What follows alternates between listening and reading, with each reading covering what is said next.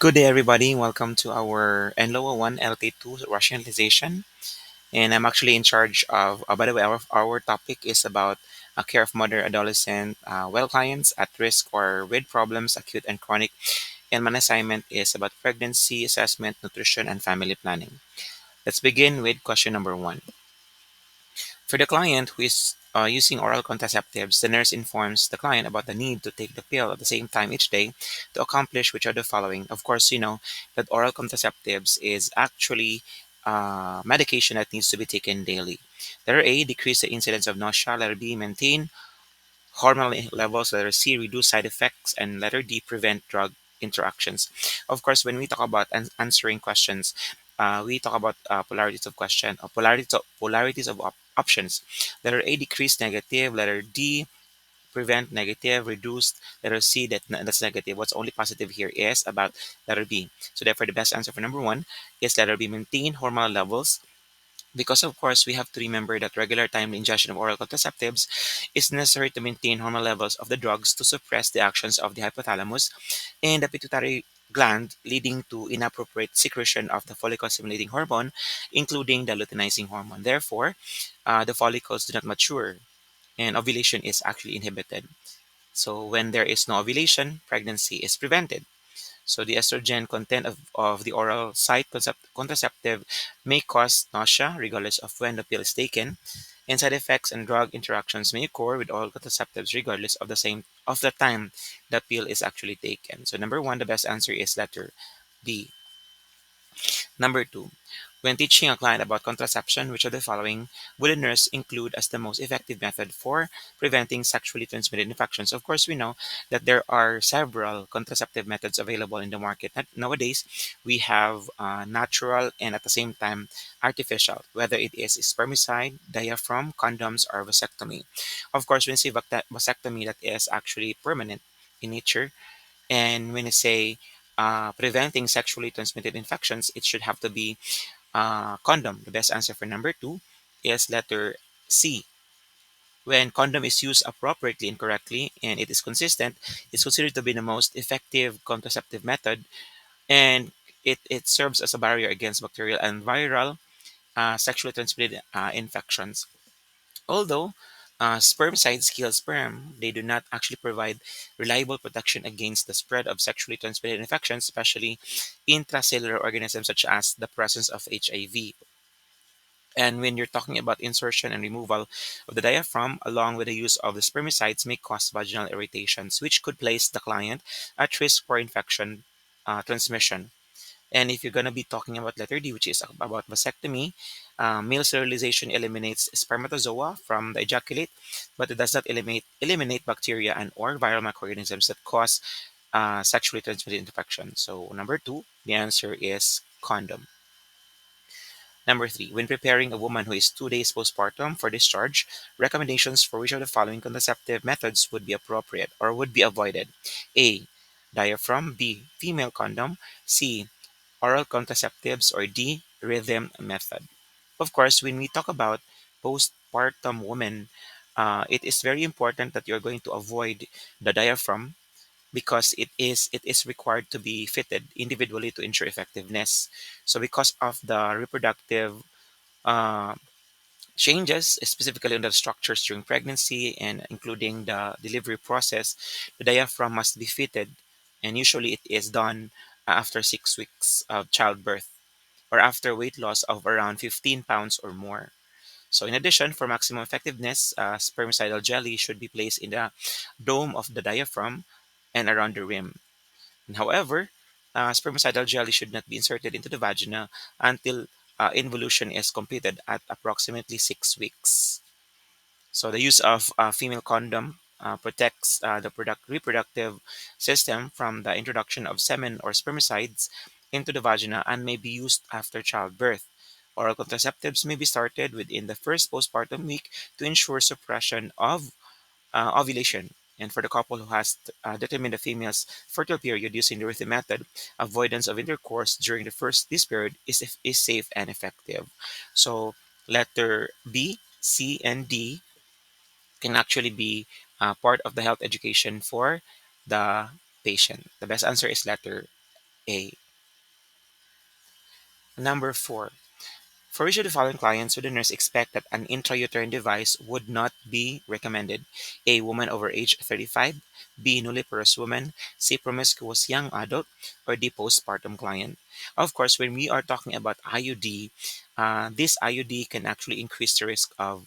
When we talk about IUD, this can actually increase risk of pelvic inflammatory disease or PID, especially in women with more than one sexual partner because of the increased risk of sexually transmitted infection. So therefore, the best answer here is letter C. So an IUD should not be used if the woman has an active or chronic pelvic infection, if there's also postpartum infection, endometrial hyperplasia or carcinoma, including uterine abnormalities. So age is not a factor in determining the association of IUD use, and most IUD users are over the age of 30 years old. So 35 years old is actually part of it.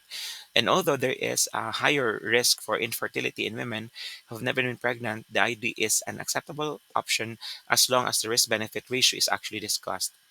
And IUDs may not be inserted immediately after delivery, but this is not recommended because of the increased risk and rate of expulsion at this time. So, number 4, the best answer is letter C.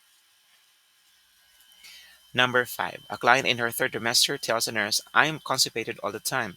Which of the following should a nurse recommend? A. Daily enemas. B. Laxative. C. Increased fiber intake. Or D. Decreased fluid intake. Of course, when we talk about opposing answers, one of which is actually correct, letter C, and D is opposing. So that is actually which one of them is actually correct. Letter A and B, it should not be done because that can further increase the risk of constipation. The best answer for number 5 is letter C. Especially in the third trimester, we know that there is an enlarging uterus that places pressure on the intestines.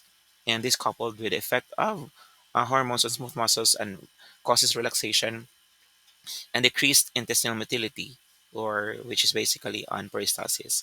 So there's a need for you to increase fiber in the diet, which can help fecal matter pass more quickly through the intestinal tract, thus decreasing the amount of water that is absorbed. As a result, stool is softer and easier to pass, and we know that enemas could precipitate preterm labor and or electrolyte loss and should be avoided. Alongside with laxative that may cause preterm labor by stimulating peristalsis and may interfere with absorption of nutrients. You need to use for more than 1 week can lead to laxative dependency. Then liquids in the diet helps prevent a semi-solid soft consistency to the stool, and you should have to have around 8 to 10 glasses of water per day are essential to maintain hydration and promote stool evacuation. So number 5, the best answer is letter C. Number 6, which of the following would the nurse use as the basis for the teaching plan when caring for a pregnant teenager concerned about gaining too much weight during pregnancy? Letter A, 10 pounds per trimester.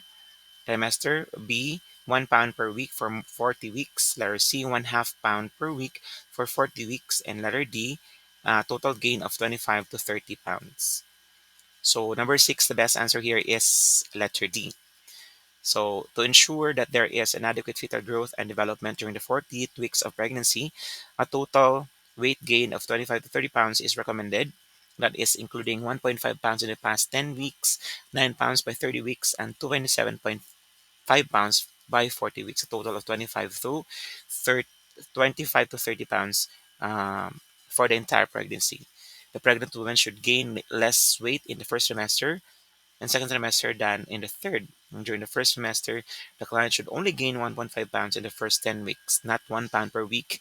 And a weight gain of 1/2 pound per week would be 20 pounds for the total pregnancy, less than the recommended amount of weight gain for the entire course of pregnancy. So number 6, the best answer is letter D. 7.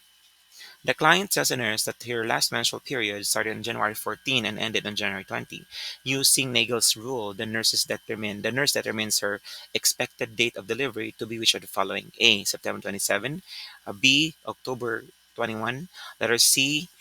November 7, or letter D. December 27. Of course, in order to when you are going to use the Nagel's rule, you're going to add 7 to the first day of the last menstrual period. So the first day is January 14. So therefore, plus 7, that should have to be 21. So eliminate letter A, C, and D. And you have to backtrack 3 months, changing the year probably. So January, so it should be February, uh, December, November, October. So the best answer for number 7 is October 21. So that is letter B. Number 8.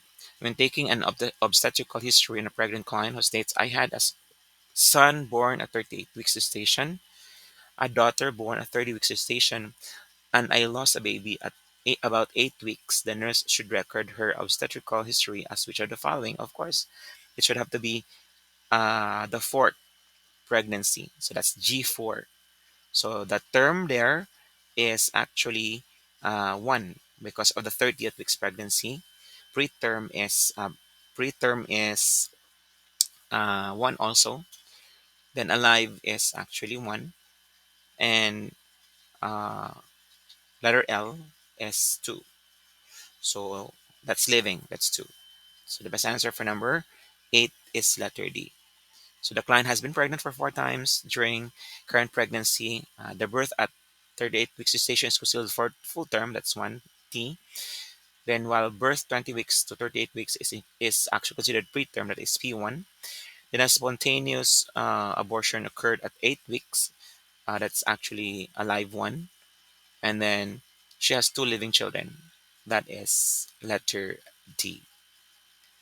Number 8 is letter D. Number 9. When preparing to listen to the fetal heart rate at 12 weeks gestation, the nurse would use which of the following? A. Stethoscope placed midline at the umbilicus. Letter B. Doppler placed midline at the suprapubic region. Letter C. Stethoscope placed midway between the umbilicus and the xiphoid process. Letter D. External electronic fetal monitor placed at the umbilicus. Of course, at 12 weeks gestation, the uterus rises out of the pelvis and is palpable above the symphysis pubis.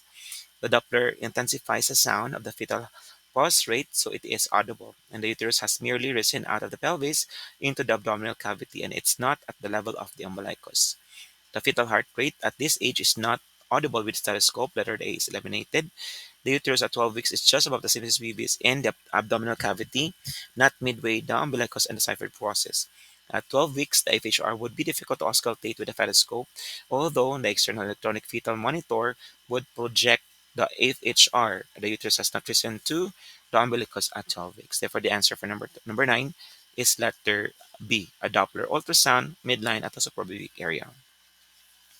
Number 10. When developing a plan of care for a new client newly diagnosed with gestational diabetes, which of the following instructions would be priority? Letter A, dietary intake, B, medication, C, exercise, or D, glucose monitoring. Of course, we know that the client has gestational diabetes, so this is usually going to occur only during pregnancy.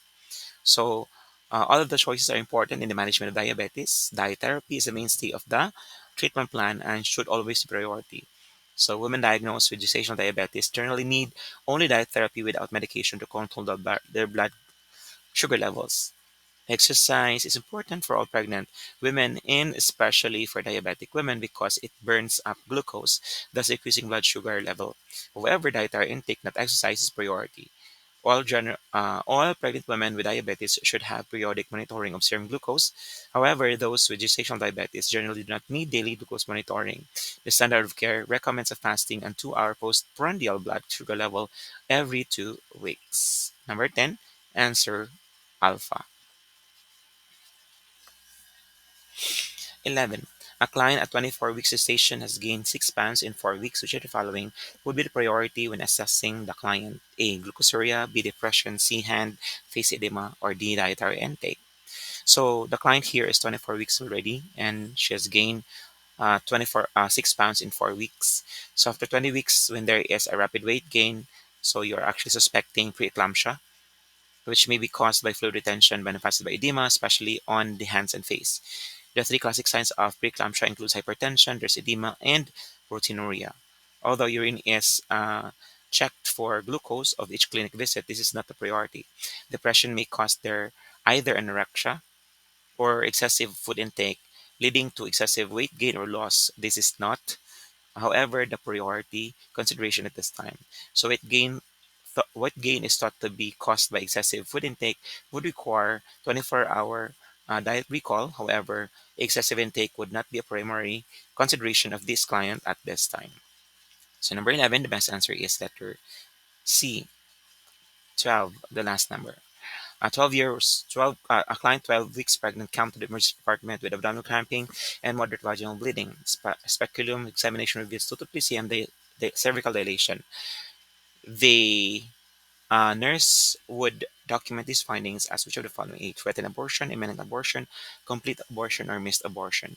Of course, if there is cramping and vaginal bleeding coupled with dilatation, signifies that termination of pregnancy is inevitable and cannot be prevented. Thus, the nurse would document an imminent abortion. The answer here is letter B. So, if that is a threatened abortion, cramping and vaginal bleeding are present, but there is no dilation. The symptoms may subside or progress into abortion. In a complete abortion, all the products of conception are expelled, and if that is a missed abortion, early fetal intrauterine death without expulsion of the products of conception is actually present. So the answer for number 12 is letter B. So that is it. Congratulations, everybody. See you again next time.